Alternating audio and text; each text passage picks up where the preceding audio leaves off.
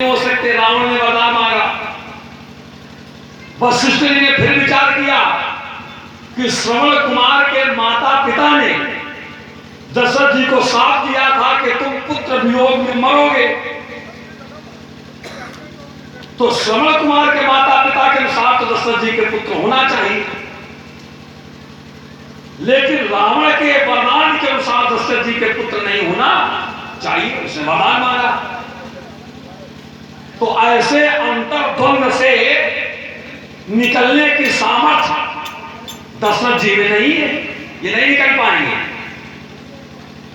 जहां एक साप एक वरदान दोनों एक दूसरे के विपक्ष में हो, तो ऐसी स्थिति से दशरथ में निकलने के सामर्थ्य नहीं है। तो वशिष्ठ जी ने तुम्हारे पिताजी से कहा कि तुम्हारे पास सामर्थ्य तो है नहीं, तो उन्होंने एक उपाय बताया। उपाय यह था कि धराव धीर। तुम्हारे पिताजी से वशिष्ठ जी ने कहा धैर्य धारण करो। धैर्य क्यों धारण करो? जो सामर्थ्य नहीं निकलने की, तो धैर्य धारण करो। और वशिष्ठ जी में सामर्थ्य थी। वशिष्ठ जी दशरथ जी को उस स्थिति से बाहर निकाल सकते थे, उनमें सामर्थ्य थी। तो दशरथ जी से कहा तुम धैर्य करो, और स्वयं उन्होंने धैर्य धारण नहीं किया। सिंगी ऋषि वशिष्ठ बुलावा, यज्ञ करावा, भगत सहित मुनि आहुति दीने, प्रगटे अग्नि चढ़ू कर लीने, ये हम बात देव नृपजाई, जथा जोग गृह भाग बनाई। उन्होंने आहुतियां डलवाई, यज्ञ कराया, यज्ञ से प्रसाद मिला, प्रसाद का वितरण हुआ।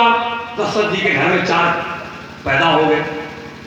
अब विचार करो, वहां पर एक ब्राह्मण ने धैर्य धारण नहीं किया और क्षत्रिय से कहा कि तुम धैर्य धारण करो। तो राजकुमार जब समस्या से निपटने की सामर्थ्य हो, तो फिर व्यक्ति को पुरुषार्थ करना चाहिए। बहुत सीधा उत्तर हम तुम्हें दिए देते हैं। और यदि निपटने की सामर्थ्य नहीं है, तो फिर भगवान पर छोड़ दो, फिर धैर्य धारण करके बैठ जाओ। अब ये जो समस्या यहां आई है, तो ऐसा नहीं कि इस समस्या से निपटने की सामर्थ्य हमारे पास नहीं है। हमारे पास सामर्थ्य है, हमें तेरी आवश्यकता नहीं है। हम खींच कर उसको बाहर खड़ा कर लेंगे जहां बैठा होगा। इसलिए राजकुमार, ये धैर्य का पाठ यहां तुम्हारा नहीं लगेगा। और लड़काई में तुमने जो बहुत रमियां तोड़ी, ये भी बहुत गलत किया तुमने, बहुत गलत किया तुमने। क्यों गलत किया? क्योंकि तुम क्षत्रिय कुल में पैदा हुए, और क्षत्रिय कुल में पैदा होने वाला व्यक्ति अस्त्र शस्त्रों को सम्मान देता है, अस्त्र शस्त्र तोड़ के फेंकता नहीं। हम ब्राह्मण कुल में पैदा हुए हैं, और अपने पुराणों के पन्ने फाड़ के फेंकेंगे तो क्या होगा ब्राह्मण धर्म का? तो ब्राह्मण के लिए जैसे वेद पुराण शास्त्र सम्माननीय है, उसी प्रकार से क्षत्रियों के लिए अस्त्र शस्त्र सम्माननीय है। और तुम तोड़ के फेंक रहे हो, ये उचित नहीं है। और वैसे भी बेटा अगर विचार करो, तो आज हर एक देश अस्त्र शस्त्रों का निर्माण कर रहा है। हर एक देश अस्त्र शस्त्र बनाने में लगा हुआ है, और जिनके पास अस्त्र शस्त्र नहीं है, वो विदेशों से अस्त्र शस्त्र मंगवा रहे हैं। क्यों? क्योंकि यदि आतंकवादी हमारे देश पर आक्रमण करेंगे, तो कम से कम अपनी सुरक्षा तो कर पाएंगे। ये सोच करके हर एक देश अस्त्र शस्त्रों का निर्माण कर रहा, अस्त्र शस्त्र मंगवा रहा। और तुम एक चक्रवर्ती राजा के लड़के होकर सीखते तैयार हुए। तुम अस्त्र शस्त्र बनाने की जगह पर, अस्त्र शस्त्र सुरक्षित रखने की जगह पर अस्त्र शस्त्र चौपट करने में लगे हुए। और वैसे भी अयोध्या के लिए तो अस्त्र शस्त्र विशेष आवश्यक है। अयोध्या में तो अच्छे सुरक्षा कर्मी हो, और उनके हाथ में अच्छे अच्छे अस्त्र शस्त्र हो, ये तो अयोध्या के लिए तो बहुत आवश्यक है। और तुम अयोध्या के राजकुमार हो के सब कर रहे हो, ठीक नहीं है। सांप को मारने के लिए लाठी चाहिए, और लाठी तोड़ के फेंक दोगे तो सांप तो जीवन के लिए समस्या बन जाएगा। इसलिए अपने धर्म को पहचानो। पाया समेट तो नीचे का, पाया नीचे पाया समेट के मैं दिखा रहा है। पाया समेटने वाले को बेटा बहुत जल्दी समेटते, इतना ध्यान रखना। सामान्य ब्राह्मण में ना समझना, ये पाए ना समेटो रेण पार कालवस बोले तो ना सभार क्या धनुष समित बुलाई धन जो विदित सकल संसार। महात्मा श्री परशुराम जी का कथन मिथिला के विद्वान नागरिकों ने, मिथिला के विद्वान वासियों ने बड़े धैर्य पूर्वक सुना। अंत में कह रहे हैं बाहें काहे समेट रहे हैं, कह रहे हैं बाहर समेटने वाले को बहुत जल्दी हम समेटते हैं महाराज। यदि हम समिट जाए धनुष तोड़ने वाले के पक्ष में, यदि हमारा अंत भी हो जाए तब भी बहुत अच्छा। हाँ, पंडित देव प्रकाश जी कुंडवा का आपके द्वारा 10 पत्र मुद्राएं भगवान श्री परशुराम जी के चरणों में और 10 पत्र मुद्राएं श्री लक्ष्मण जी के चरणों में सादर समर्पित है। धन्यवाद। प्रथम बिंदु हमने दिया था कि समस्या के आने पर धैर्य धारण किया जाए, तो महात्मा श्री परशुराम जी का कथन आया, लक्ष्मण जो समस्या का समाधान कर सकता है उसे धैर्य नहीं धारण करना चाहिए, उसे क्या करना चाहिए, पुरुषार्थ करना चाहिए, कर्म करना चाहिए। और जो समस्या का समाधान करने में सक्षम न हो तो फिर उसे धैर्य धारण करना चाहिए। महाराज समस्या धैर्य तो ऐसे व्यक्तियों ने धारण किया जो सर्वशक्तिमान हैं, सर्वशक्तिमान होते हुए भी धैर्य धारण किए। और वैसे भी आप माने भले ना, लेकिन धैर्य आपने भी धारण किया है, वो हम देख रहे हैं। धनुष टूटा, आपने सुना, क्या सुना कि धनुष टूटा, क्रोध आया, महेंद्राचल से चले, लेकिन यहां पर आने के बाद में हम देख रहे हैं आपने इतना धैर्य धारण किया है कि राजाओं ने प्रणाम किया, यहाँ के राजा ने प्रणाम किया, राजा की पुत्री ने प्रणाम किया, स्वयं हमारे भैया और हमने भी, तो ये सब धैर्य ही है, नहीं तो सीधे पुरुषार्थ करते आते, सीधे पुरुषार्थ। अच्छा वैसे भी जब कोई समस्या आती है तो उसके समाधान के लिए भले ही बहुत समय न दिया जाए, लेकिन कुछ क्षण के लिए ही क्यों न हो व्यक्ति धैर्य जरूर धारण करता है। समस्या समाधान के लिए व्यक्ति धैर्य अवश्य धारण करता है। अब हम इस बिंदु को ऐसे जो बोले रहे, समस्या कितनी ही प्रबल क्यों न हो, लेकिन उसका समाधान सदैव 4 बिंदुओं के माध्यम से ही होता है, उसमें पुरुषार्थ नहीं है। पहला, सबसे पहला बिंदु उसमें है समय की अनुकूलता, और दूसरा बिंदु है संतों की दया, तीसरा बिंदु है भगवत कृपा, फिर चतुर्थ बिंदु है मनुष्य का कर्म। जब इन सबका एकीकरण हो जाता है तो बड़ी से बड़ी समस्याओं का समाधान हो जाता है। जैसे आपने भी उदाहरण दिया था कि हमारे पिताजी के जीवन में भी समस्या आई कि उनके कोई पुत्र नहीं, तो यहाँ पर विचार करने की आवश्यकता है कि हमारे पिताजी की समस्या का समाधान क्या इन 4 बिंदुओं के माध्यम से हो रहा है। तो सबसे पहला बिंदु हमने बताया समय की अनुकूलता, और विचार करने वाली एक बात और है कि हमारे पिताजी को चौथे पन में ही ये क्यों याद आया कि हमारे पुत्र नहीं, इसके पहले उन्हें स्मरण में क्यों नहीं आया कि हमारे पुत्र नहीं है, चौथे पन में ही उन्हें क्यों याद आया। तो वहां पर स्पष्ट संकेत मिलता है, एक बार भूपति मन माही भय गलान मोरे सुत। तो एक बार जो शब्द दिया गया ये समय विशेष का सूचक है, जब समय अनुकूल हुआ तब उन्हें स्मरण आया, तो समय की अनुकूलता। और फिर गए कहां, कुलगुरु श्री वशिष्ठ जी के पास, तो फिर वहां संत की दया हुई, संत ने दया किया। संत की दया के बाद भगवत कृपा भी हुई, यज्ञदेव चर लेकर प्रकट हुए। ये भगवत कृपा है। और हमारे पिताजी ने उस हव्य का वितरण किया, तो ये मनुष्य का कर्म है। जब चारों का एकीकरण हो गया तो हमारे पिताजी को 4 पुत्र रत्नों की प्राप्ति। एक दूसरा बिंदु हम और दिए दे रहे हैं प्रमाण। ये जो धनुष यहां पर टूटा है, तो ऐसा तो है नहीं कि किसी एक व्यक्ति ने प्रयास किया हो और ये धनुष टूट गया। प्रमाण मिलता है इसे तोड़ने के लिए अनेकानेक प्रयास किए गए। भूप सहस्र 10 एक 12 लगे, 58 डरहि न टाला। अर्थात प्रयास बहुत किया गया, कई राजाओं ने प्रयास किया, लेकिन ये धनुष नहीं टूटा। तो क्या वास्तव में नहीं टूटा? ये तो टूटा है तभी तो आए। धनुष तो टूटा ना। तो ये जब टूटा है तो क्या ये चारों बिंदु यहां पर भी लागू हो रहे हैं, इनका अनुपालन किया जा रहा है? तो देखिए, पहला बिंदु है समय की अनुकूलता। और धनुष तोड़ने के लिए जब आदेश दिया गया तो विचार किस पर किया गया था? बोले विश्वामित्र समय शुभ जाना, समय की अनुकूलता।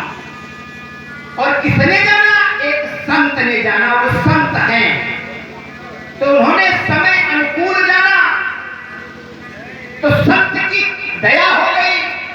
और धनुष तोड़ने वाले के ऊपर भगवत कृपा भी है। भगवान की कृपा दिखाई नहीं देती, क्योंकि वो सर पर रहती, इसलिए दिखाई नहीं देती। भगवान की कृपा धनुष तोड़ने वाले के ऊपर भी हुई। और मानसकार ने ये संकेत भी दिया कि भगवत कृपा धनुष तोड़ने वाले पर हुई है। कब? लेत चढ़ावत खईचत गाढ़े, लेकिन काहू न लखा, तो किसी ने क्या नहीं देखा? भगवत कृपा नहीं दिखाई पड़ी और रहे सब। तो भगवत कृपा भी हुई और धनुष तोड़ने वाले ने कही क्षण मध्य अमुक धन, तो कर्म किया गया, तो समस्या का समाधान हो गया। इस प्रकार से इन 4 बिंदुओं के माध्यम से अनेकानेक समस्याओं का समाधान हमने आपके समक्ष प्रस्तुत किया। अंत में महात्मा जी का एक बिंदु आया, जो वास्तव में उस बिंदु का यदि हम उत्तर देना चाहें तो शायद कोई उत्तर भी ना होगा, क्योंकि इनके द्वारा ऐसा बिंदु ही रखा गया है। बोले लक्ष्मण, तुम क्षत्रिय बालक होकर के अस्त्र शस्त्र तोड़ रहे हो, तो क्षत्रियों का एक कर्तव्य होता है कि अस्त्र शस्त्रों की सुरक्षा करें, रक्षा करें। और इसके पहले उन्होंने एक प्रमाण दिया साथ में कि जैसे ब्राह्मणों का कर्तव्य है कि वेद शास्त्रों का अध्ययन करें, इससे प्राप्त ज्ञान के माध्यम से लोक कल्याण करें, न कि ब्राह्मण इन वेद शास्त्रों के पन्ने फाड़ फाड़ के फेंकें। तो जैसे ब्राह्मणों का दायित्व होता है वेद शास्त्रों का, इनकी सुरक्षा करने का दायित्व ब्राह्मणों का है, बोले वैसे ही क्षत्रियों का दायित्व बनता है कि अस्त्र शस्त्रों की रक्षा करें, न कि इन्हें तोड़ तोड़ के फेंकें। और आवश्यकता भी बताई, बोले जैसे हमारे देश पर कोई विदेशी संस्कृति आक्रमण कर दे, अर्थात आतंकवादी, विदेशी संस्कृति आतंकवादी यदि आक्रमण कर दे और उस समय हमारे पास अस्त्र शस्त्र ही नहीं है, तो हम अपनी रक्षा कैसे करेंगे? अब अभी तक तो कोई उत्तर नहीं निकल रहा। और कहा कि जैसे सांप को मारने के लिए लाठी की आवश्यकता होती है, और यदि हम लाठी ही तोड़ के फेंक दें तो क्या हमारा जीवन संभव है?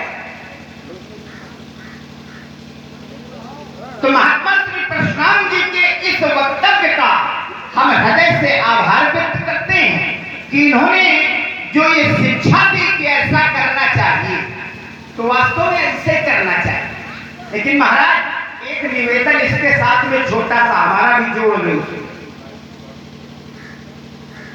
क्षत्रियों का दायित्व है कि अस्त्र शस्त्रों की रक्षा करें, और करना भी चाहिए, लेकिन हमारा निवेदन ये है कि इन अस्त्र शस्त्रों का समय समय पर परीक्षण भी करना आवश्यक है। यदि इन अस्त्र शस्त्रों का समय समय पर परीक्षण न किया गया और प्रयोग करते समय ये अस्त्र शस्त्र धोखा दे गए तो उस समय आप क्या करोगे? और यहां पर यही हुआ है, एक वैज्ञानिक के द्वारा इस अस्त्र का परीक्षण करवाया गया जिसमें ये टूटे पड़े हैं नीचे। तो इनका प्रयोग क्या किया जा सकता था आवश्यकता पड़ने पर, क्योंकि ये तो ऐसे टूटे पड़े हैं। तो समय समय पर अस्त्र शस्त्रों का परीक्षण भी आवश्यक है। जैसे आपने कहा सांप को मारने के लिए लाठी की आवश्यकता होती है और लाठी ही तोड़ के फेंक दें, हम कहते नहीं, लाठी की आवश्यकता होती है, लेकिन लाठी का भी प्रयोग करने के पहले उसे ठोक बजा के देख लो मजबूत है कि नहीं। और यदि उसका प्रयोग किया उस समय वो टूट जाए तब क्या जीवन संभव है? तब भी तो जीवन संभव नहीं। तो समय समय पर इनका परीक्षण भी आवश्यक है। हम अपनी वाणी को यहीं पर अल्प विराम दे रहे हैं। हमारी वार्ता का आभार व्यक्त किया और उसके बाद निकलने का रास्ता बना रहे हो, हैं? पहले तुमने स्वीकार किया, परशुराम जी ने बहुत अच्छा कहा, हमें मानना चाहिए, और अकाट के बाद परशुराम जी ने कही है, और उसके बाद एक रास्ता भी निकाल रहे हो कि पंडित जी समय समय पर परीक्षण कर लेना चाहिए। तो एक उत्तर तुम्हें हम दे दें, वैसे एक बात बताएं तुम्हें, तो फिर बाहर समेट रहे हो। बाहों से आपको क्या आता? हमें लगा कपड़े दूसरे के पहने हो इसलिए बार बार समेटना पड़ रहा। चलो हम दूसरे के ही पहन के आ गए, अपनी तरफ देखो। चलो आप तो समेटे घूम रहे हैं बेटा, हम तो समेटे घूम रहे हैं। हाँ भैया श्री मान सिंह जी ने 20 मुद्राएं श्री लक्ष्मण जी के चरणों में समर्पित की है। धन्यवाद। मतलब बाएं समेटने के कारण। चलो फिर हमें लगता है सहायक तुम्हारी याद कमांड में। राजकुमार, हमारे तुम्हारे बीच जो वार्ता चल रही है, इस वार्ता को अब हम थोड़ा संक्षिप्त करके चलेंगे। बहुत अधिक समय तक तुम बोलो हम खड़े रहें, और बहुत समय तक हम बोले तुम खड़े रहो, ये ठीक नहीं है। अब वार्ता सीमित होगी और चित्तपट वाली होगी, ताकि मानसिक को ये समझ में आवे कि है का। वार्ता सीमित होगी, चित्तपट वाली होगी। राजकुमार, तुमने कहा कि समय समय पर अस्त्र शस्त्रों का परीक्षण करना चाहिए, और ये धनुष पर क्षण टूटा है। जरा एक बात विचार करो, जहां तुम जगह बना कर अस्त्र शस्त्रों का परीक्षण करना चाहिए, पर क्या दिव्यास्त्रों का भी परीक्षण किया जाता है? क्या दिव्यास्त्रों का भी परीक्षण किया जाता है?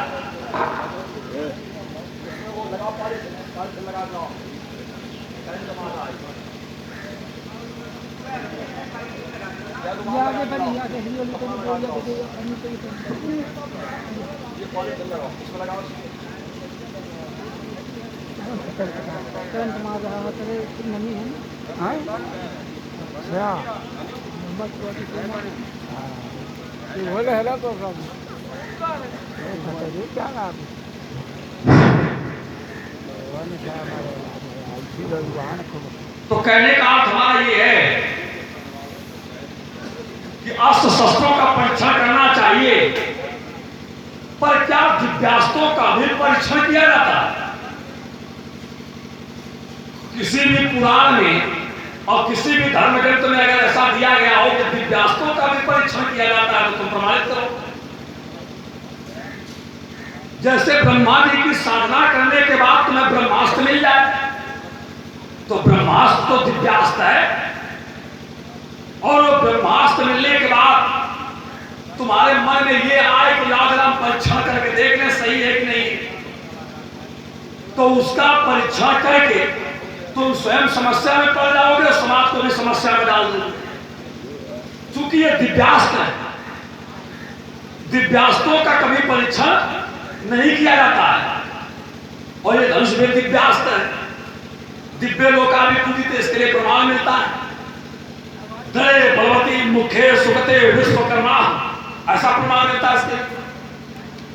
तो जब ये दिव्यास्त्र है, तो दिव्यास्त्र का तुमने कहा अध्ययन किया कि परीक्षण करना चाहिए, इसको प्रमाणित करो। दूसरी वार्ता में तुमने कहा कि 4 बिंदु मैं दे रहा हूं, 4 बिंदुओं से समस्या का समाधान होता है। समय की अनुकूलता और संतों की दया, भगवान की कृपा और मनुष्य का कर्म। दूसरे क्रमांक पर तुमने कहा संतों की दया, और तीसरे क्रमांक पर तुमने कहा भगवान की कृपा।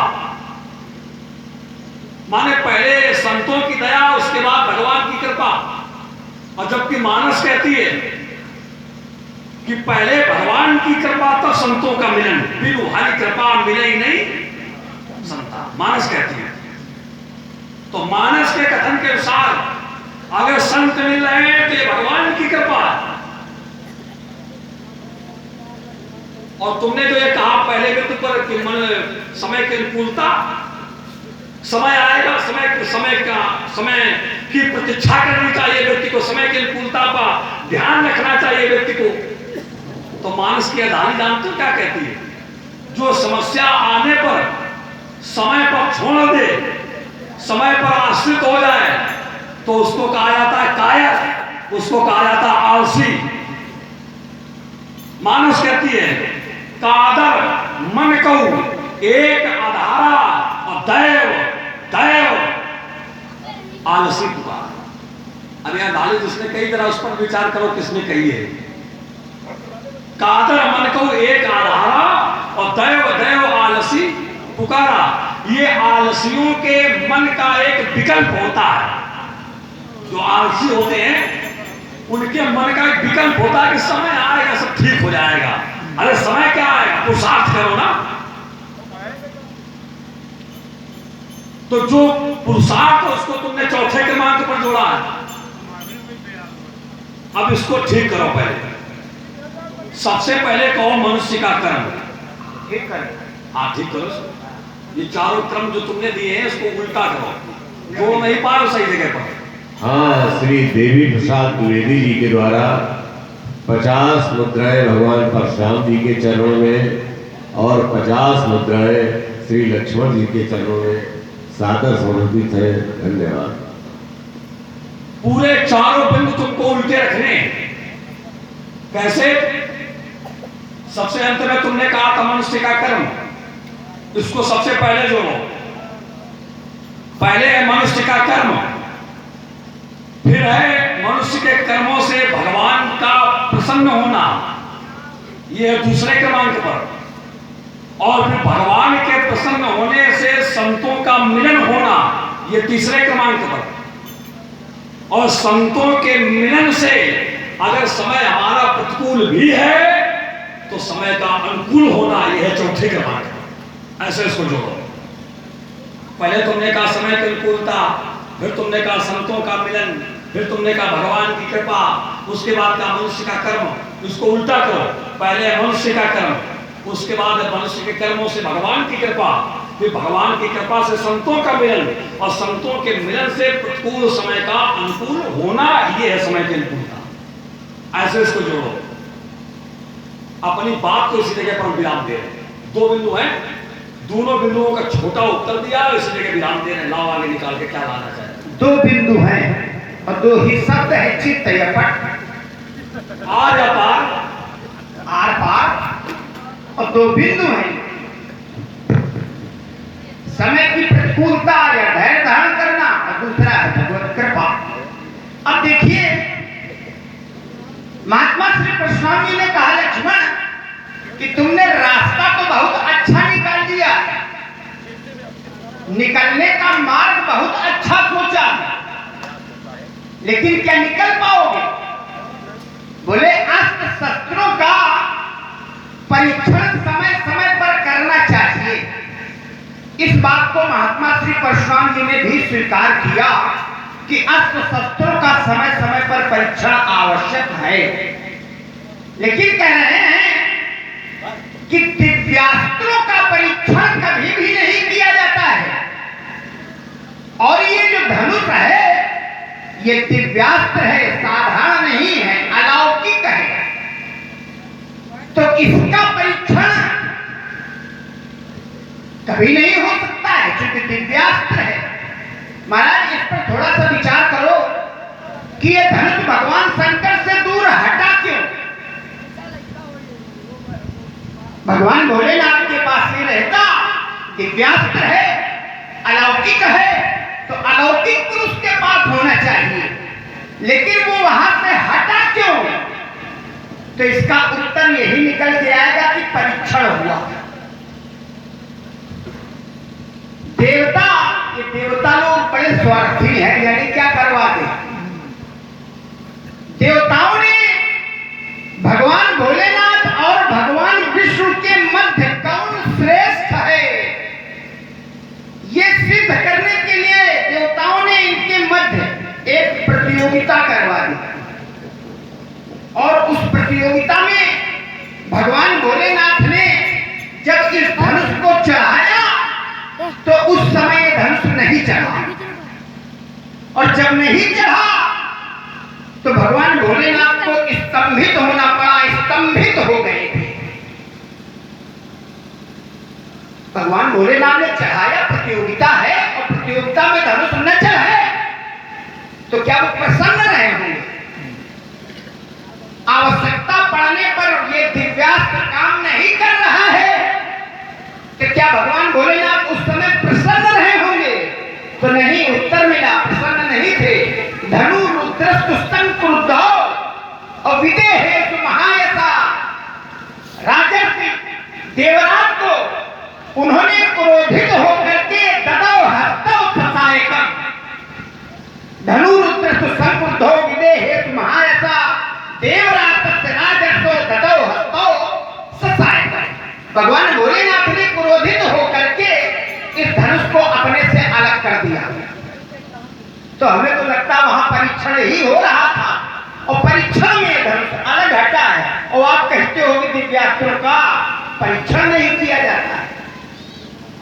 अच्छा, परीक्षण में जब दूर हटा, भगवान भोलेनाथ ने इसको अपने से दूर हटाया, अब ये घरे फड़का चिल्ला रहे ना तुम्हारे गई है साहब।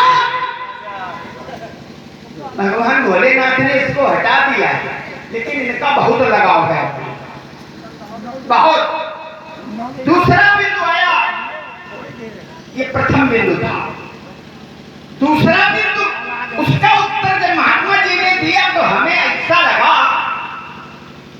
कि मानो उलटने पुलटने की इनकी प्रवृत्ति बन गई, इनके स्वभाव में आ गया है उलटना, उल्टो पुल्टो। सबसे पहले यहाँ के राजा से भी इन्होंने कहा था उल्टा नहीं, जहां लग तू, तुम्हारे राज्य को हम उलट देंगे।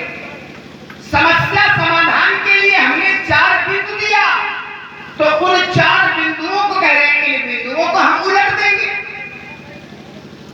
तो महाराज कब तक उल्टो? इसके बाद फिर और बिंदु तैयार हो जाएंगे, उनको फिर उलटते रहो। ते उलटने पुलटने वाला काम बंद करो।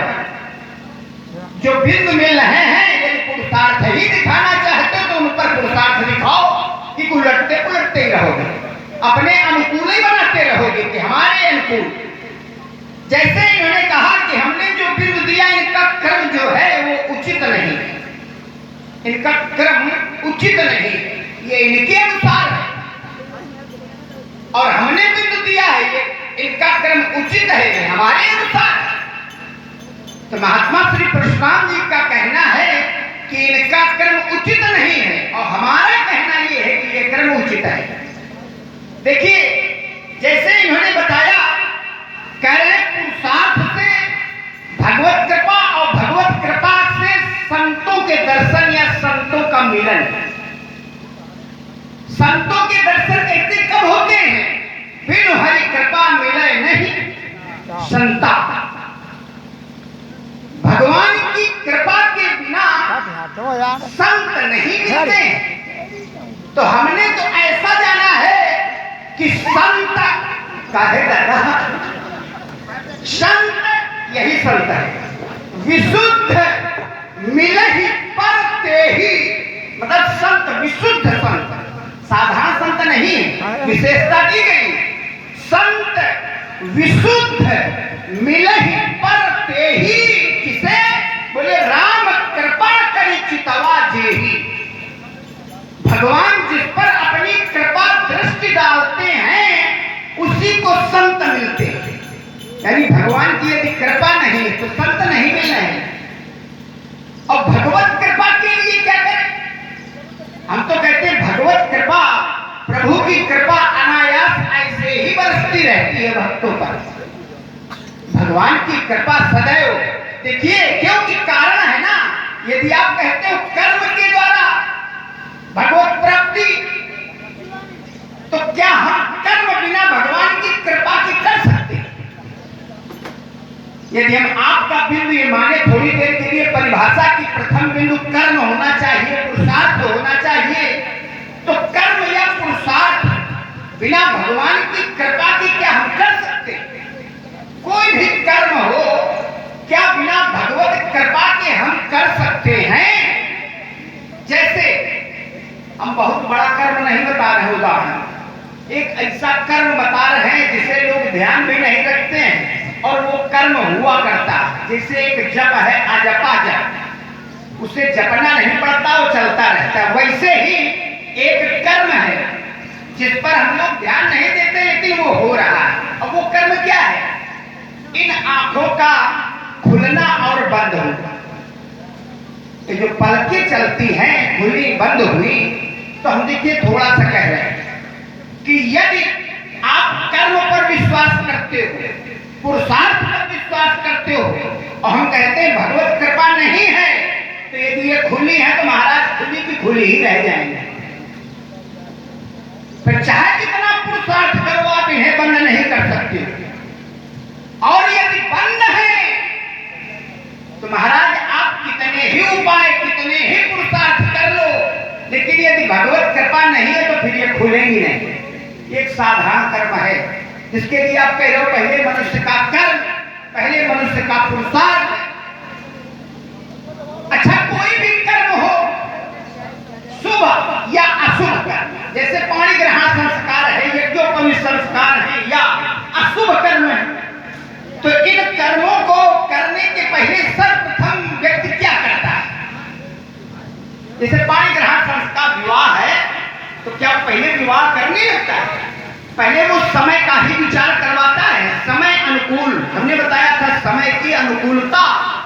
तो विचार किस पर किया जाता है? जो तिथियां निकलती हैं वो क्या विचार करके निकाली जाती हैं कि समय की अनुकूलता है या नहीं। और जब वो तिथियां निकल के आ जाती हैं तो उन तिथियों के अनुसार फिर कर्म किए जाते हैं।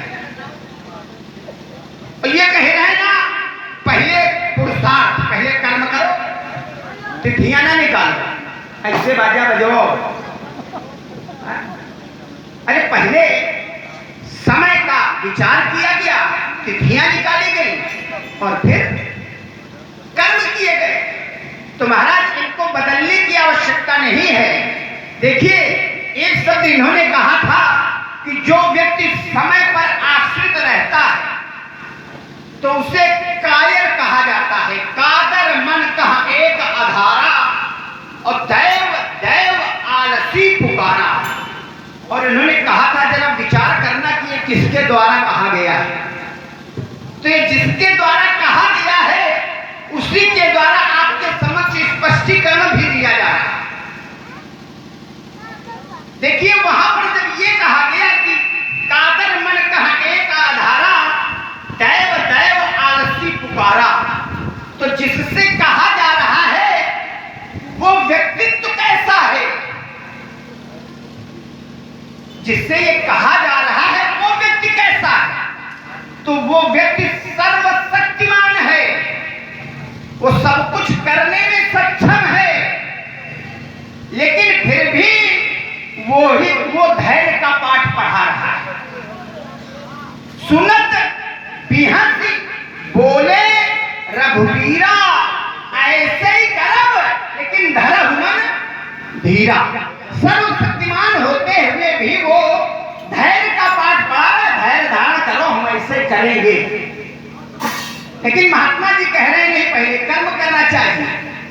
तो महाराज ये उलटने पुलटने चक्कर में न पड़, और जो समझ आए उस समस्या का समाधान करो। हम अपनी वाणी को यहीं पर अल्प विराम देंगे। चलो, वार्ता तुम्हारी फिर लंबी हो गई। वैसे बात बताएं, तुमने जहां से अंत किया है, बहुत संक्षिप्त उत्तर हर एक बात के तुम्हें मिलेंगे, बहुत ध्यान से सुनना। तुमने अंत में कहा कि सुनत वचन भी हसे रघुवीरा, ऐसे करब धरो मन धीरा। यहाँ दो बातें हैं, एक से कहा जा रहा धरो मन धीरा, और एक और कहा जा रहा ऐसे करब है, हम ऐसा ही करेंगे, तुम धैर्य धारण करो। अब यहाँ दो बातें क्यों निकली? क्योंकि जिसके अधिकार में है वो तो कह रहा ऐसा करब, और जिसके अधिकार क्षेत्र में नहीं है उससे कहा जा रहा धरो मन धीरा। बात आगे निकल के वही तो मैं कह रहा था कि सामर्थ्य हो तो पुरुषार्थ करो, और सामर्थ्य नहीं है तो धैर्य धारण करो। तो जिसके अधिकार क्षेत्र में नहीं था उससे कहा गया तुम धैर्य धारण करो, और जिसके अधिकार क्षेत्र में था वो कह रहा ऐसा है करा, ऐसा ही होगा, ऐसा ही करेंगे, तुम धरो मन धीरा। अब बताओ दोनों बातें अलग हो गई कि नहीं हो गई? तुम्हारे ही तर्क में तुम्हें उत्तर मिल गया नहीं, आधार भैया बीच में बोलो, तुम्हारे ही बिंदु में तुम्हें उत्तर मिल गया। और जिस धैर्य की तुम बात करते हो उसका परिणाम आगे क्या हुआ? अब ब्याज दिया गया तो ले लो उसका साक्ष्य। उसका परिणाम क्या हुआ? जो वहां धैर्य धारण किया गया, जो सुंदरकांड की राजधानी है, वहां जो धैर्य धारण किया गया तो परिणाम क्या निकला? वो व्यक्ति स्वयं कहता है सकल सन विनय कुटिल सन प्रीति, और सहज कृपण सन सुंदर नीति, ममतारत सन ज्ञान कहानी, और अति लोभी सन विरति बखानी, क्रोधी सब कामी हरि कथा, और ऊषण बीज भय फल जथा। जैसे ऊसर बीज बये फल तथा, ऊसर में बीज डालने पर उसका लाभ अच्छा नहीं मिलता है, वही उस धैर्य का परिणाम निकल के वहीं पर आ रहा। वहीं डालियां लिखी, पढ़ो इनको समझो, इनका चिंतन करो, वहीं ये सारी डालियां निकल के आ रही है। दूसरा तर्क तुमने दिया कि क्या बिना भगवान की कृपा के कर्म कर पाओगे? देखो ये तो तर्क था तुम्हारा, हम सीधे चोट वाला बिंदु पकड़ते हैं, बाकी छेद छोड़ देते हैं। तुमने कहा कि क्या बिना भगवान की कृपा के आप कर्म कर पाएंगे? राजकुमार, भगवान की कृपा पर ही यदि सब आश्रित है तो ये बहुत लोग बैठे हैं, भगवान की सब पर कृपा बराबर क्यों नहीं है? इसका उत्तर हमें दे दो। ये इतने मनुष्य यहां बैठे हैं, कोई ज्ञानवान है, कोई बलवान है, कोई धनवान है, अलग अलग सब में विशेषताएं हैं, तो सब पर भगवान की कृपा बराबर क्यों नहीं है? इसका उत्तर दे दो हमें। तो इसका सीधा उत्तर है कि जिसके जैसे जैसे कर्म रहे हैं उसको उस प्रकार का परिणाम प्राप्त हुआ, उसको उस प्रकार का परिणाम प्राप्त हुआ है। और ये बात मानस कहती है,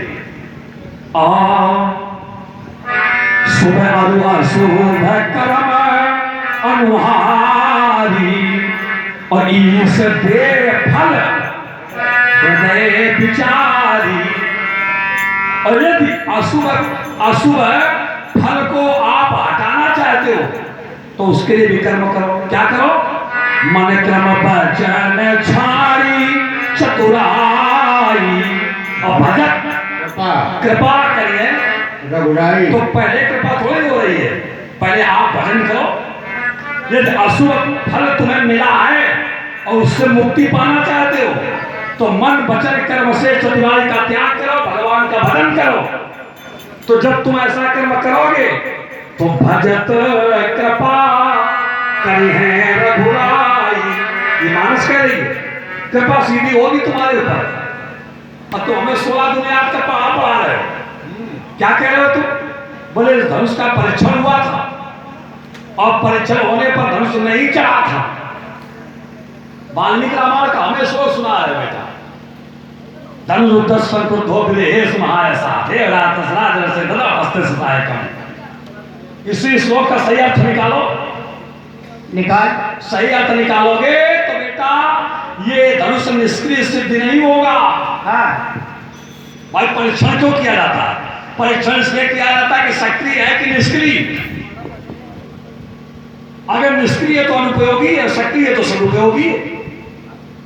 तो ये जो परीक्षण हुआ है जिसको तुम परीक्षण कह रहे हो, तो क्या इस परीक्षण के अनुसार धनुष निष्क्रिय माना गया? नहीं तो क्या ऐसा कहीं सिद्ध हो रहा है कि ये धनुष सक्रिय है? हमें कहीं बाहर से बेटा बुद्धि नहीं लगानी पड़ेगी। बुद्धि न लगाओ, तुम्हारे ही इस श्लोक से निकाल कर तुम्हें दे देंगे। नहीं बस चित्ते पर वाला देव ये धनुष सक्रिय है। इतनी बड़ी बात है कि हमें अलग से कोई प्रमाण नहीं देना पड़ा, तुम्हारे ही श्लोक से निकाल के तुम्हें दिए देते हैं। हैं? इस श्लोक तुमने पढ़ा था और इस श्लोक में तुमने अंत में क्या पढ़ा था? तदो हस्ते ससायकम पढ़ा था तुमने। और एक और तुम धनुष को निष्क्रिय बता रहे हो, धनुष निष्क्रिय था। नहीं तो बताओ हस्तो बात तो सुनो, बात ये कहां से सिद्ध हो रहा है? बात सुनो तुम्हारी। बताओ हस्तो ससायकम तो सिद्ध होगी अपनी धनुष सक्रिय था, यहाँ तो नहीं सिद्ध हो रहा। अरे बात तो सुनोगे, परेशान क्यों? कहीं भागे थोड़े जा रहे हैं, तुम्हारी आप दुर्दशा करके जाएंगे तुम जितने पहचान हो। ददौ हस्ते ससायकम, इसका अर्थ होता है ददौ हस्ते माने उनके हाथ में दिया धनुष, धनुष ही नहीं दिया। सह सायकम, सायक माने बाण, बाण, साह माने साथ में, साथ में। तो धनुष के साथ में शिव जी ने बाण दिए, बाण दिए। अब एक धनुष के साथ में बाण दिए गए, शिव जी ने दिए, तो शिव जी ने धनुष को निष्क्रिय जान के बाण दिए क्या? बाण यदि दिए हैं तो बाण तो धनुष से तभी चलेंगे जब धनुष सक्रिय होगा, तभी तो बाण चलेंगे धनुष से। और यदि धनुष ही निष्क्रिय होगा तो बाण कैसे चलेंगे? और तुम इस श्लोक पढ़ रहे हो, देखो हमने कहा था दूसरा श्लोक नहीं पढ़ेंगे, तुम्हें तुम्हारे श्लोक से उत्तर दे देंगे। तुम्हारे श्लोक में दिया गया, तुम्हें जो पढ़ा वाल्मीकि रामायण का श्लोक, ददौ हस्ते ससायकम, शंकर जी ने धनुष के साथ में बाण भी दिए। अब जब बाण दे दिए तो निष्क्रिय कैसे सिद्ध हो रहा? बाण अगर ना दिए होते, केवल धनुष दे दिया होता तो विचार करते कि धनुष निष्क्रिय है। और जब धनुष के साथ में बाण दिए गए तो फिर धनुष को निष्क्रिय नहीं कहा जा सकता है, धनुष निष्क्रिय नहीं हो सकता है। उत्तर मिला तुम्हें? अब तुम आप ऐसा करो, तुम हमारी बात के बीच में बहुत ज्यादा बोलते हो, तो ऐसा करो कि वार्ता को फिर वही ज्यादा लंबा ना करके चित्तपट वाला दो हमें उत्तर, सीधा दो, सीधा दो, ज्यादा लंबी वार्ता हमें नहीं चाहिए। सीधा वार करो, सीधा वार झेलो, सीधा वार हमारे ऊपर करो। जैसे हमने तुम्हें दिया, दो उत्तर दिए कर्म पर और धनुष की निष्क्रियता पर, सीधे उत्तर तुम्हें हमने दिए। इसी प्रकार से सीधा वार करो, सीधा वार झेलो। महात्मा श्री परशुराम जी ने कहा कि वहां पर जब आया ऐसे ही करब धरहु मन धीरा, तो बीच वाली चौपाइया का है छोड़ गए, वो भी पढ़ते। मीठा मीठा का कड़वा कड़वा दूर, अखंड रामायण न करो, लेकिन वहां पर उसके आगे वहीं पर तो उत्तर है जो कह रहे हैं। देखिए इसका अर्थ तो ये निकल रहा है कि जिससे कहा जा रहा है वो तो कर्तव्य करने में सक्षम है, वो समस्या का समाधान कर सकता है, लेकिन जिससे कहा जा रहा है उसके अधिकार क्षेत्र में नहीं। अब देखिए यहाँ पर आधार बदला, कर्म करने का अधिकार है या नहीं, तो आधार बदला कि हम जिससे कहा जा रहा है उसके आधार में ही नहीं, उसके कर्म क्षेत्र में ही नहीं कि ये करो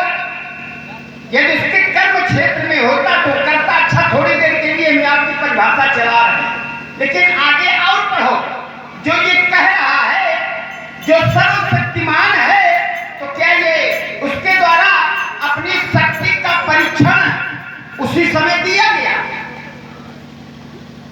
इतना कहने के बाद शक्ति का परीक्षण नहीं दिया गया। असकहि प्रभु अनुजय समझावा। और फिर उसके बाद में देखिए कहां तक धैर्य की परीक्षा देखो। जो सर्वशक्तिमान है वो कितना धैर्य धारण कर रहा है। एक दिन नहीं, एक पल नहीं, विनय न मानत जलधि जल। और गए 3 दिन भी, 3 दिन तक धैर्य धारण किया जा रहा है।